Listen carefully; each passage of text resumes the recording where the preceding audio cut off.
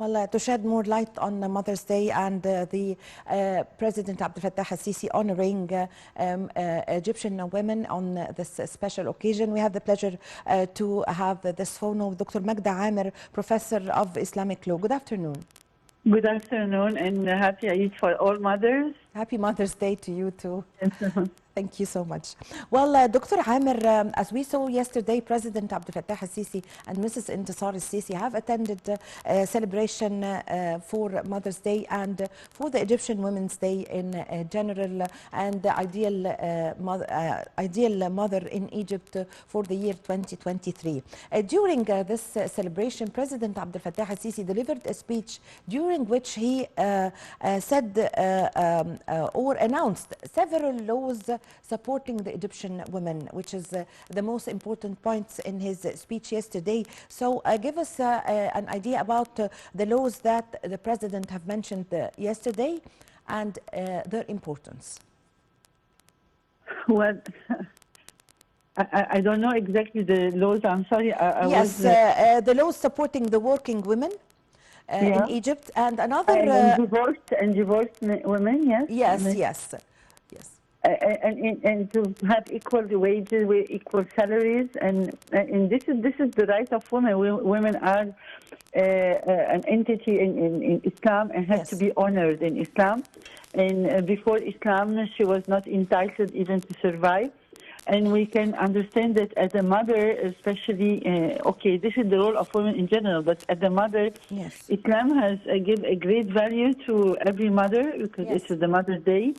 And we know that even heaven lies at the feet of the mother.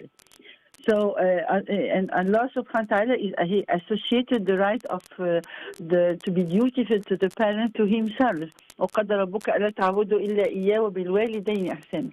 So it means that we want to shed the light that the importance of the mother and the stature of the mother, it comes even prior to the right of Allah. And this is very rare when nobody realized the importance of and the stature of the mother. When a man came to the Prophet ﷺ, he wanted to participate in the battlefield. The Prophet ﷺ, he told him, go and if you have your mother need you for any reason, go and stay at the feet of your mother. And also the mother is privileged over the father in Islam. So I mean, when we know that her statue, we really have to honor her on every level, especially the mother who is a single mother and taking care of her kids. And I think the country is, I mean, all the rules are really biased to the rights of the mother, especially protecting the rights of the mother, and single and divorce and all that the man has to maintain her and maintain the whole family, even if she's divorced. And this is in general I'm saying, but concerning how to be dutiful to the mother, because when we celebrate this day, it's not to celebrate it only, it's to understand how to be dutiful to the mother.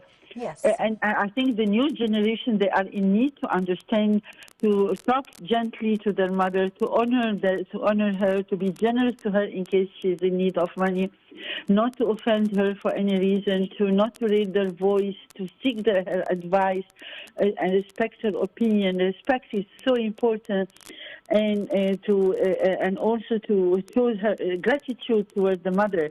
And one of the how to show the gratitude is to obey her first, and to listen and to whatever her guidance is, and especially to be sensitive also towards her feelings, not to hurt her for any reason. Take care of her and avoid anything that causes any harm or distress to her.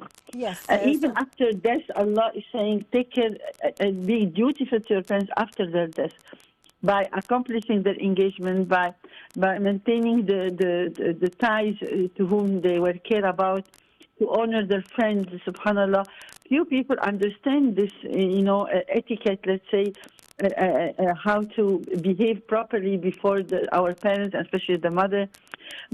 Today is an opportunity to show love and to visit her and offer gifts and behave properly and ask her forgiveness and preserve all her rights, not to argue with her, not to frown at their face, not to travel even without their consent, subhanAllah, in Islam. Her rights come, we have to understand that heaven is under their feet. Few people understand this importance, subhanAllah. In Europe, unfortunately, they have houses, retreat houses. They abandon their parents and the mother where they grew up. Yes. In Islam, it's our duty to take care of our parents in general, including, of course, the mother. And we have to understand that the supplication, subhanAllah, for us is a door for mercy, door for paradise. And we know the story of the 3 men that took refuge in the cave just to avoid the rain. And they were enclosed, subhanAllah, because some rocks fell down. And so the only thing that was to alleviate their distress is one of them was saying, well, I'm going to recall all my good deeds. Among the good deeds was he was so dutiful to his parents. And because of this act, subhanAllah, Allah lifted up the rock, and they could get out of the rock, of the cave. So we want to understand that they could be our door of mercy on this earth. And being undutiful, the punishment is on this worldly life before the hereafter. I mean, behaving properly comes after worshipping Allah, and it is associated after the worship of Allah in all the verses of the Quran. Yes. So, Dr. Yes, please. Yes, go ahead. Yeah. Okay. So, Dr. Amer, all those that we are abiding by now concerning women and children is taken from the Islamic law. Yes. Yes. Yes, yeah, exactly. Islam is honoring women, and we don't look down at women. She's not a second-class human being, not at all. She has the right to inherit, she has the right to be maintained and to be treated kindly. Even if it doesn't work as a wife, she has the right to ask for divorce and khola. Our laws are respecting all, mashallah, this right. So, alhamdulillah, Rabbil Alameen. Yes. She's really honored in our society. Allahumma lakal hamd wal shukr.